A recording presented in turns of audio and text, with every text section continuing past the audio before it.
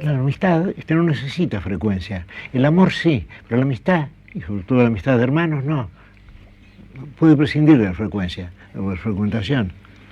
El amor está lleno de ansiedades, de dudas, un día de ausencia puede ser terrible, pero yo tengo amigos íntimos a quienes veo, diríamos, 3 o 4 veces al año, y a otros ya no los veo porque se han muerto ya. Por ejemplo, te veo y Casares, nos veremos quizá 4 o 5 veces al año y somos íntimos amigos.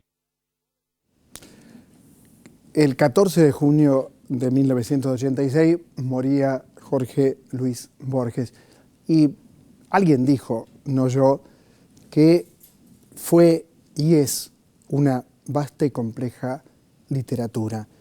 Lo entrevisté 3 veces y la verdad que uno tocaba el timbre de la casa en la calle de Maipú y te atendía primero la empleada y posteriormente aparecía Borges como, bueno, como lo común, lo simple que era y con su extraordinario, para mí, humor, ironía.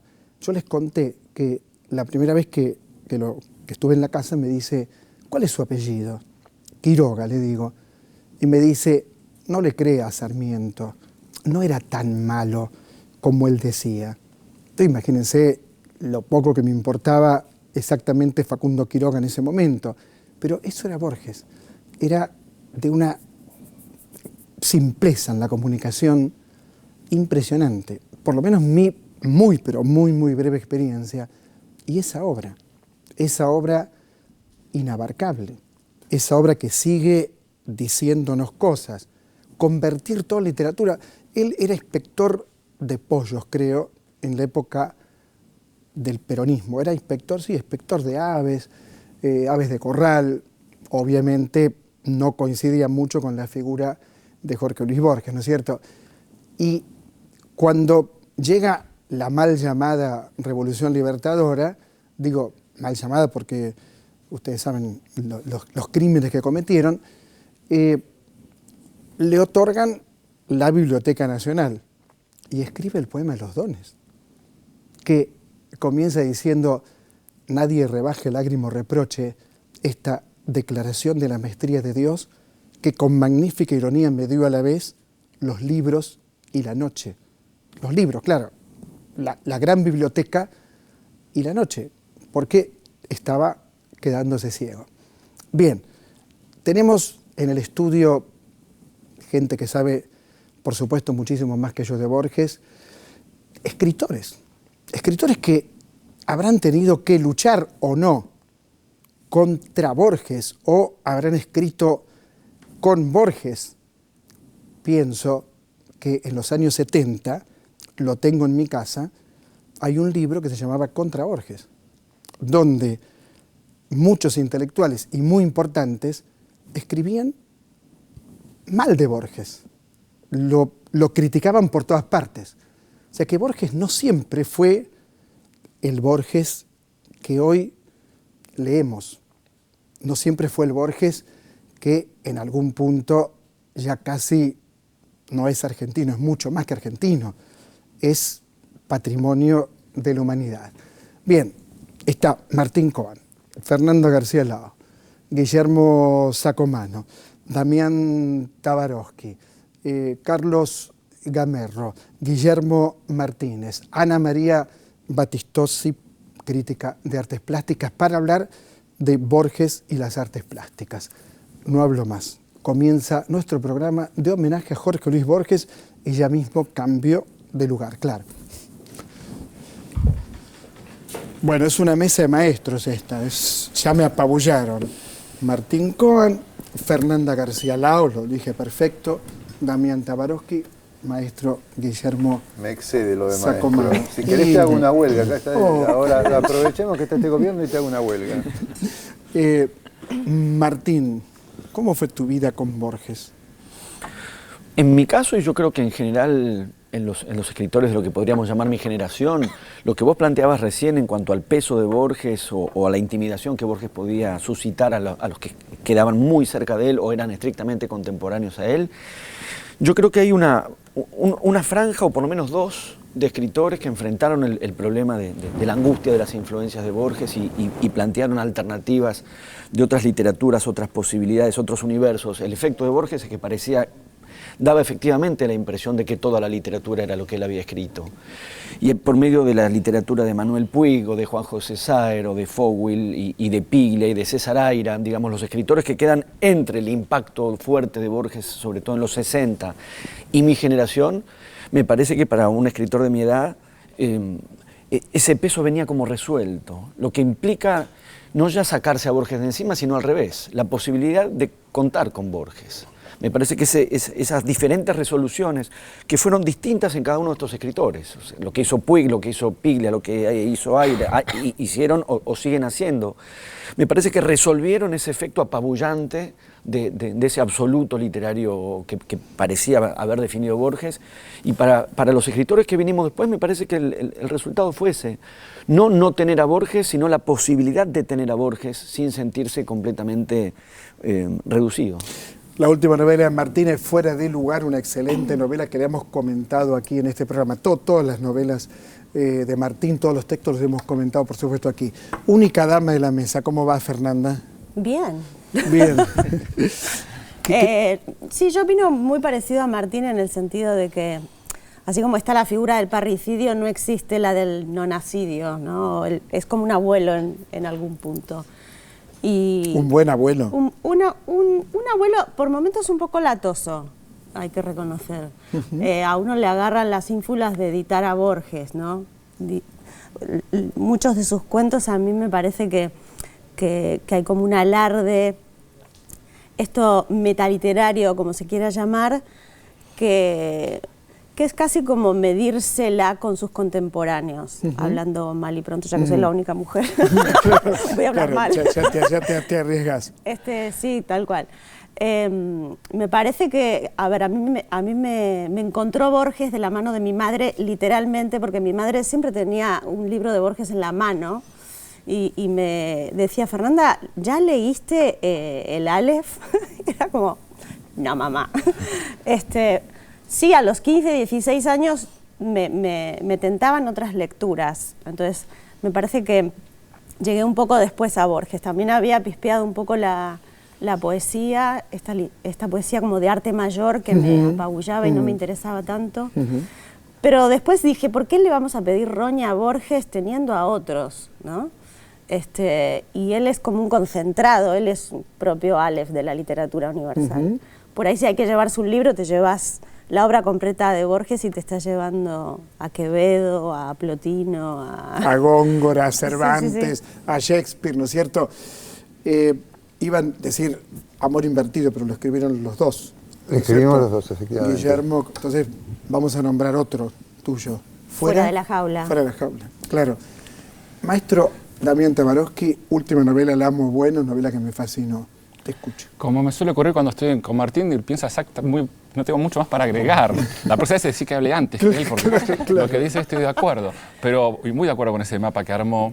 Y entonces te podría decir qué influencia yo percibo en de Borges sobre mí y sobre otros hoy, que es un aspecto quizás menos literario, que es extraordinario Borges, pero no sé, y aquí también mezclo un poco mi oficio como editor, no sé cuánta gente está escribiendo hoy bajo la influencia de Borges, pero sí me parece que hay mucha influencia y que está muy presente ciertos textos ensayísticos de Borges que podrían definirse como de crítica cultural hoy, en ese momento esa expresión no existía, como el escritor argentino y la tradición, que es el famoso texto en el que Borges discute con el nacionalismo, dice también esa frase tan famosa que en el Corán no había camellos, entonces ¿para qué ponerlos? ¿Para qué hace una literatura de gauchos? Entonces lo que él dice es que la literatura argentina no debería ser nacionalista, sino que integra la amplia tradición occidental, pero si uno lee ese texto y la obra de Borges, lo que está diciendo es que integra la tradición occidental, pero en el margen, en la orilla. Entonces en ese mapa, que un poco es complementario al mapa de Martín hacía como el mapa hacia Argentina, el mapa general, proponer una literatura que sea cosmopolita, pero del margen, es una situación, es una topografía, digamos, en la que yo me siento cómodo. Y a ese Borges vuelvo regularmente, ¿no? Y lo segundo, que también tiene que ver con algo generacional, nosotros tres, digamos, yo también alguna vez estudié con Borges y era un viejo. Entonces hay que hacer para mi generación, digo, hay que hacer el trabajo de repensar el Borges vanguardista, que es realmente el Borges que es notoriamente Claro, más esa era la pregunta el Borges que te iba a hacer. joven, digamos. Esa es la claro. pregunta que te iba a hacer. Y ese espíritu no se perdió nunca en Borges. Para mí Borges es eso, es como... Digo, sigue siendo un autor de vanguardia. No sé si sigue siendo un autor de vanguardia, pero seguramente fue alguien que introdujo la vanguardia en Argentina, que llevó las cosas casi a un extremo en todas sus actitudes literarias y extraliterarias. Y sí, yo creo que se lo podría seguir pensando así. Por ejemplo, esta idea de que estás en el margen, en el centro, pero en el margen del centro. Héctor Libertela la vuelta y dice entonces el centro es la periferia.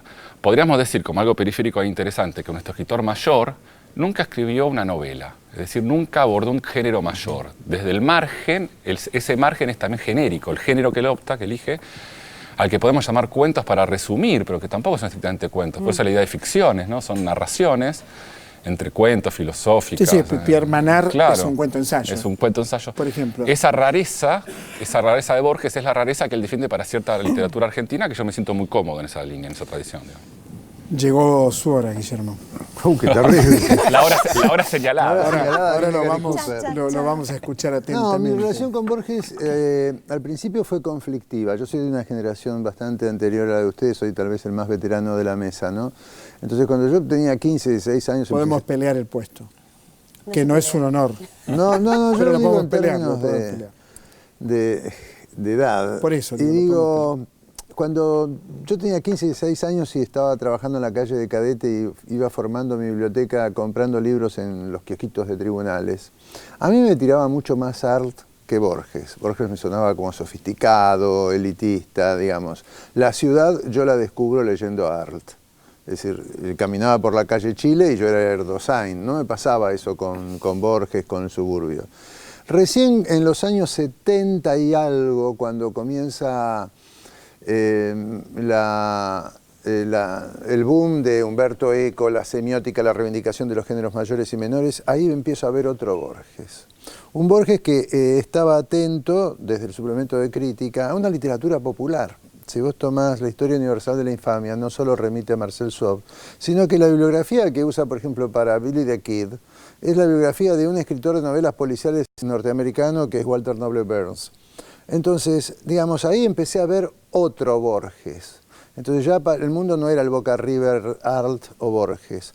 Pero después me pasa otro quiebre, que es cuando viene la dictadura, con ese plan económico que es idéntico al de este gobierno. No sé si hoy Borges apoyaría el plan económico de este gobierno, digo, como para pensarlo, ya que apoyó la dictadura en su momento, si bien después se retrotrajo. No apoyó tanto la dictadura.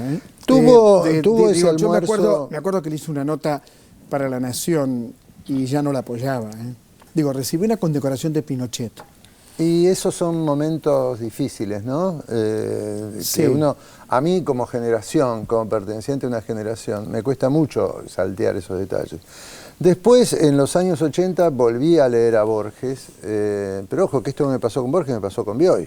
Volví a leer a Borges y volví a leer a Bioy y ahora soy un lector de Borges, que además es un gran personaje de novela, porque la mejor novela de Bioy, que es el Borges, la protagoniza Borges justamente, ¿no? Es decir, Borges es un personaje del cual nosotros no nos podemos correr, es como Kafka, vos lo dijiste recién, es una literatura.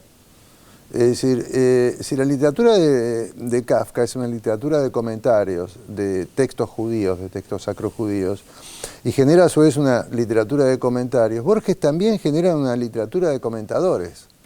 Y además tiene un estilo muy fuerte que te impregna, ¿no? Después de leerlo, ahora, se te pegan los borgismos. Uno cuando lo lee, yo no soy escritor, ustedes sí, se pregunta cómo hace para escribir así. Yo supongo que como escritores, es una pregunta, ¿no?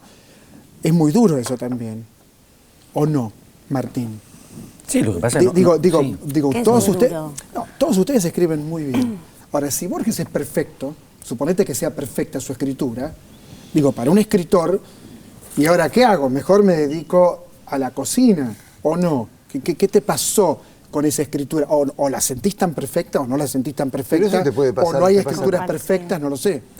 Con todos los grandes te pasa eso. No, pero escribe en tu lengua. Bueno, depende para qué escriba cada uno. Uno no escribe para ser el mejor. Uno escribe porque le gusta escribir. Exactamente. Porque si te estás midiendo, No. entonces se largaría a escribir solamente el que cree que escribe mejor que todos los demás. Bueno, a mí Totalmente me han de dicho acuerdo. Yo te diría no que- pocos escritores que los ha inhibido Borges. A mí no se me ocurriría ni compararme.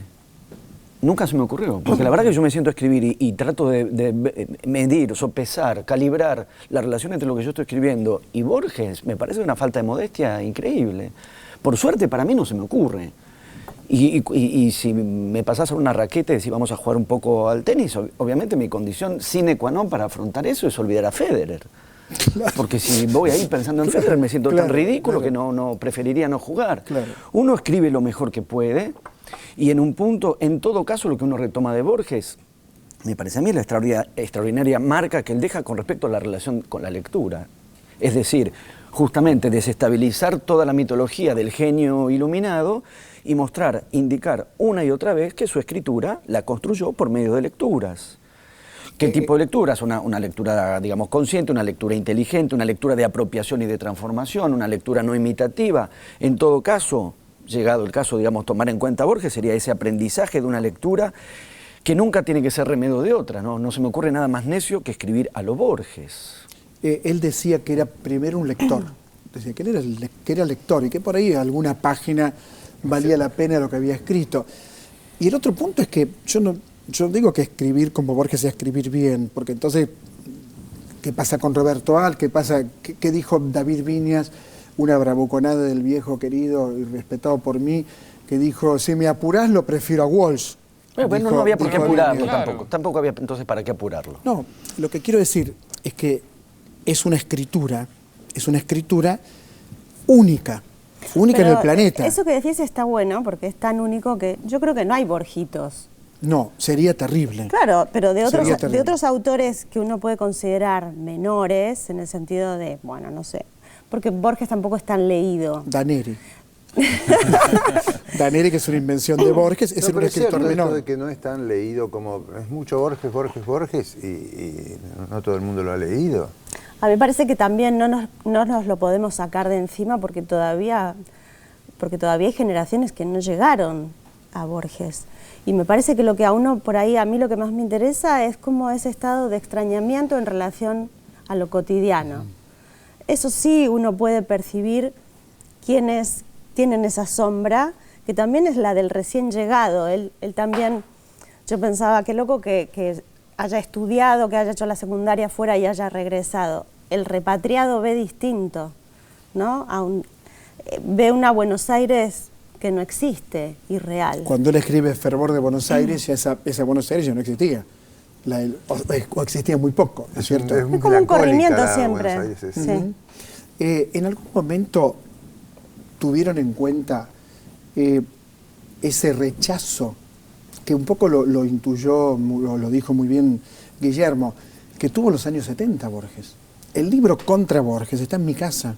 O sea, y escribe gente muy importante Sí, Blas en ese Matamoro libro. entre ellos, hay varios. Exactamente. Hay varios, Pedro Argambide, Blas hay Matamoro. varios importantes. Exactamente. ¿Significa que a lo mejor en algún momento Borges era mala palabra o no, Damián? Me parece que hay dos contra Borges, digamos. Hay un Borges, una discusión más política, que es un poco la que están planteando, más acotada a los 60, que a mí me parece igualmente La muy de la escritura es la de los 60. Igual me parece muy legítima, ¿no? Pero que quizás ahora envejeció un poco o se recontextualiza. Y después hay otra forma de pensar contra Borges o diferente a Borges o sin Borges, más en una discusión estrictamente literaria, que es la que planteaba Martín. Por ejemplo, uno puede decir que Puig es una máquina de ignorar a Borges como mínimo y quizás directamente de discutir con Borges. Esa segunda línea me parece muy productiva y que no ha envejecido, al contrario, ha sido muy rica y todavía está muy presente. La otra discusión, que yo me acuerdo, creo el primer libro contra Borges es un anterior, que viene de la herencia de Contorno, que son los que replantean, reponen a Art, o ponen directamente, más que reponen, porque no estaba colocado, y de ahí surgen varios libros, y el primero es una especie de sociología de Borges, de Ramón Alcalde, que es un poco... Uno lo lee hoy, ¿es de Alcalde o de Rama? Yo no me acuerdo. Prieto. De Prieto, perdón, es de Prieto. Uno lo lee hoy y tiene todas las herramientas de la sociología sartreana, está absolutamente perimido. No obstante, a mí me parece muy interesante esa polémica también de discusión entre literatura y política, ¿no? Pero me parece que ha sido más productiva la discusión con Borges en términos estrictamente literarios. Totalmente. Yo creo que esa discusión, la de Borges, anti-Borges, viene también de Boedo y Florida. Es como retomar una discusión vieja, antigua, que no te aporta hoy. Yo creo que el interés hoy es leer a Borges y ver qué te pasa con la lengua, con el idioma. Porque acá ustedes lo plantearon, cuando él habla del escritor argentino y la tradición, es decir, pucha, nosotros tenemos la posibilidad de escribir con la biblioteca de todo el planeta. Es decir, eliminemos todo vestigio de folclore, saquemos el gaucho, saquemos las escuelas, saquemos el mate. Es decir, no necesitamos todo eso. Rompe con el realismo adocenado, digamos, ¿no? Lo extraordinario para mí es que en esa biblioteca hoy está incluido Borges. Claro. Exactamente. Entonces me parece que Borges, que hoy es ya claramente nuestra tradición, incluyendo todas las inflexiones de ruptura de las que hablaba Damián, que son muy fuertes en Borges, esas rupturas son hoy también nuestra tradición y podemos relacionarnos con esa tradición del mismo modo que planteaba Borges, que planteaba la tradición y que planteaba la identidad, sin la sobreactuación, ¿no?, del que asume una identidad de lo borgiano, que yo creo que solo podría ser autoparódica o involuntariamente paródica, pero ya tampoco sin la necesidad de sobreactuar una ruptura con Borges. Me parece que Borges, como toda tradición genuina, se nos convierte a la vez en una especie de fatalidad. No precisamos forzar la adhesión, ni tampoco sobreactuar las rupturas. ¿De fatalidad? ¿Qué palabra? La fatalidad, ¿Qué palabra borgiana? la fatalidad de ser argentino. Conjeturando. La fatalidad. Es que me parece que A la Borges, manera de- que Borges, que desde el nacionalismo tan a menudo fue equivocadamente repudiado, porque no se entendió la lucidez del pensamiento de Borges con respecto al nacionalismo, hasta bastante Pero- después, me parece que hoy en día funciona efectivamente como una Vos tradición sabés que eso, argentina. Martín, está también en Kafka, cuando Kafka habla de las literaturas pequeñas. Es decir, Sí. Kafka es judío, checo, y elige escribir en la lengua hegemónica, el alemán. Borges elige una lengua que es el inglés. Hay una resonancia anglo en Borges, pero es un anglo muy particular, porque está procesado por la literatura española. Es un lector de Quevedo, es un lector de Góngora. Es decir... Es que lo de Kafka, cuando Borges construye esos dispositivos tan perfectos, Pierre Menard, el juego de Pierre Menard como lector-autor se podría haber empleado con cualquier texto. Borges, de un modo perfecto y perfectamente lúcido, elige el Quijote. Porque eso funciona en el Quijote mejor que con cualquier otro texto que hubiese podido elegir. La manera en que conceptualiza la relación entre un escritor fuerte creando sus propios precursores también se podría haber dicho de cualquier escritor fuerte. Y elige a Kafka. Y la elección de Kafka otra vez es perfecta. ¿Qué libro tuyo podemos leer? El último, Fuera de lugar, Sí, porque es el que nombraste vos. y está muy bueno. Gracias. Fernanda. Pueden leer el que encuentren. No, decime uno. El que viene ahora, que es poesía y se llama Carnívora. Y publica Edulp. Sí. Bien, sale ahora. Sí, sale a fin de mes. Maestro. Yo estoy contento porque se reeditó una novela mía de hace 20 años, así Bien. que recomiendo esa que se llama Coney Island. Que ¿Es buena? No, pero los editores de una pequeña editorial que se llama El Octavo Loco son muy mira. incautos y entonces... Guillermo.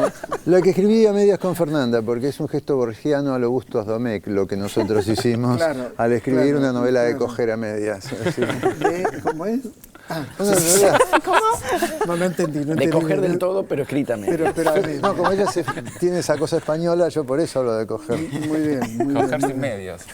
Muchas gracias a los cuatro. Muchas vos. gracias.